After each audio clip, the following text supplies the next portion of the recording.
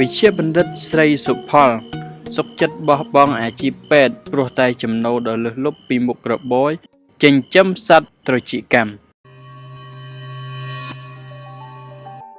នៅក្នុងប្រទេសកម្ពុជានាពេលបច្ចុប្បន្ននេះមានអ្នកចិញ្ចឹមសត្វត្រចៀកកម្មយកទឹកមាត់ឬសម្បុកវាតិចតួចបំផុតហើយសម្បុកទឹកមាត់ត្រចៀកកម្មនាពេលបច្ចុប្បន្ននេះកំពុងតែមានទីផ្សារនិងតម្លៃខ្ពស់ដែលនៅក្នុង1គីឡូមានតម្លៃជាង$1,000ទៅជាង$2,000ដោយមើលឃើញទីផ្សារនិងទឹកមាត់ត្រចៀកកម្មមានតម្លៃខ្ពស់នោះលោកវិជ្ជបណ្ឌិតស្រីសុផលសុខចិត្តបោះបង់មុខរបរជាគ្រូពេទ្យចោលដោយលោកបានចាប់យកមុខរបរចិញ្ចឹមសត្វត្រចៀកកម្មយកទឹកមាត់ឬសម្បុកវាលក់វិញម្ដងហើយមុខរបរចិញ្ចឹមត្រចៀកកម្មរបស់លោកកំពុងទទួលបានជោគជ័យយ៉ាងខ្លាំងបច្ចុប្បន្ននេះសម្បុកទឹកមាត់ត្រចៀកកម្មកំពុងតែមានទីផ្សារទូលំទូលាយទាំងនៅក្នុងប្រទេសនិងក្រៅប្រទេសហើយជនជាតិដែលចូលចិត្តហូបទឹកមាត់ត្រចៀកកម្មជាងគេនោះគឺជនជាតិចិនដែលពួកគេចាត់ទុកថាជាថ្នាំពៅលោកវិជ្ជបណ្ឌិតស្រីសុផលបានងាកមកប្រកបមុខរបរចិញ្ចឹមត្រចៀកកម្មនេះនៅឆ្នាំ2010មុនដំបូងលោកចិញ្ចឹមនៅម្ដុំស្ពានអាកាស7មករាលោកបានរៀបរាប់ពីការចិញ្ចឹមសត្វត្រចៀកកម្មនេះថាការចិញ្ចឹមសាកល្បងនៅក្នុងរយៈពេល3ខែមុនដំបូងគឺមិនទទួលបានផលផ្លែផ្កាអ្វីឡើយមានតែសត្វ2-3ប៉ុណ្ណោះតែពេលចូលដល់ខែទី6និងទី7សត្វត្រចៀកកម្មក៏ចាប់ផ្ដើមមានច្រើន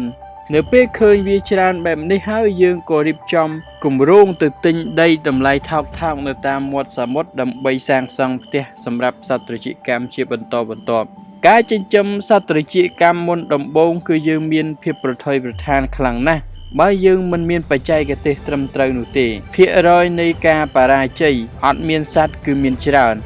ហើយកត្តាដែលធ្វើឲ្យមានសត្វច្រើនគឺទាំងការ design ការចាក់ភ្លេងការចាប់ឈើឲ្យវាធ្វើសម្បុកហើយការធ្វើផ្លូវឲ្យវាចូល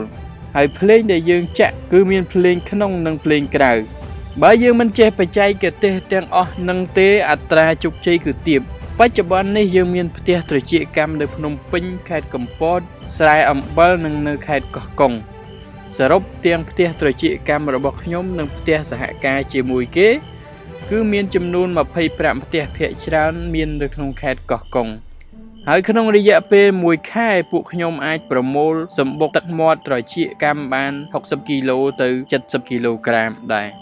សត្វត្រចៀកកម្មនេះមានញៀនពិសេសម្យ៉ាងគឺវាអាចស្ដាប់ឮសំឡេងភ្លេងដែលយើងចាក់នោះមានចម្ងាយ20គីឡូម៉ែត្រទៅ30គីឡូម៉ែត្រ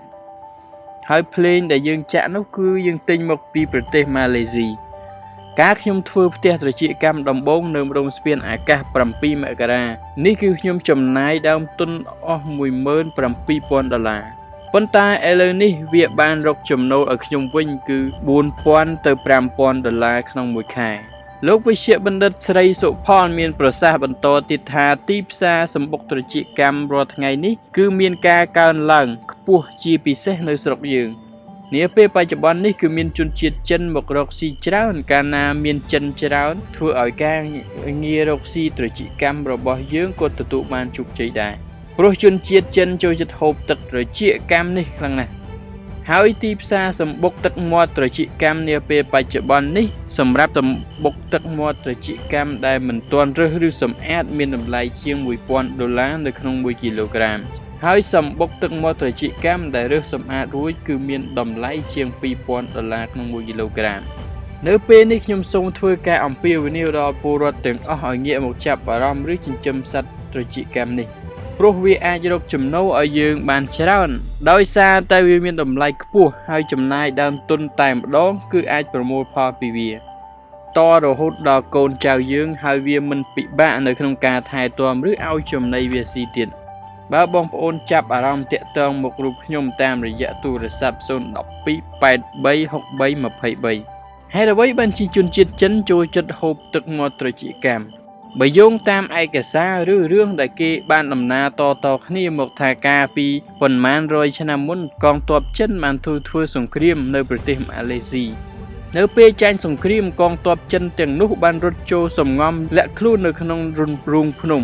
ហើយកងទ័ពសត្រូវមកខាងទៀតបានយកផ្ទាំងថ្មធំៗទៅបិទរន្ធភ្នំទាំងនោះដោយគោលបំណងឲ្យកងទ័ពចិនទាំងនោះអត់បាយក្រហាយទឹកស្លាប់ប៉ុន្តែបន្ទាប់ពីសំងំលាក់ខ្លួននៅក្នុងរន្ធភ្នំអស់រយៈពេលជាច្រើនថ្ងៃច្រើនខែដោយមិនមានបាយទឹកហូបកងទ័ពចិនទាំងនោះក៏អាចក្រឡេកមើលឃើញម្ខាងនៃរូងភ្នំក៏បានឃើញសម្បុកទឹកមាត់ត្រចៀកកាំហើយក៏បាននាំគ្នាបេះយកមកហូបធ្វើឲ្យពួកគេមានសាច់ឈាមស្រស់ថ្លាកម្លាំងមាំមួន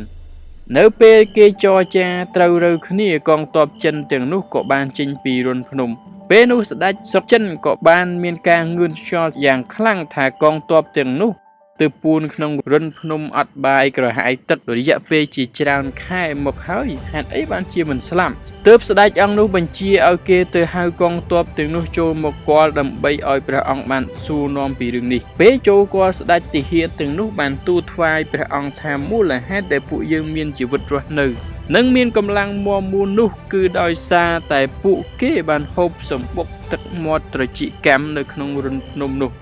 នៅពេលដែលស្ដេចឮដូច្នេះក៏ចាត់ចែងឲ្យមុខមន្ត្រីមុខងាររបស់ខ្លួន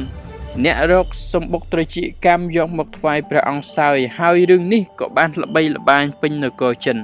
ហើយបន្តរហូតមកដល់សព្វថ្ងៃនេះ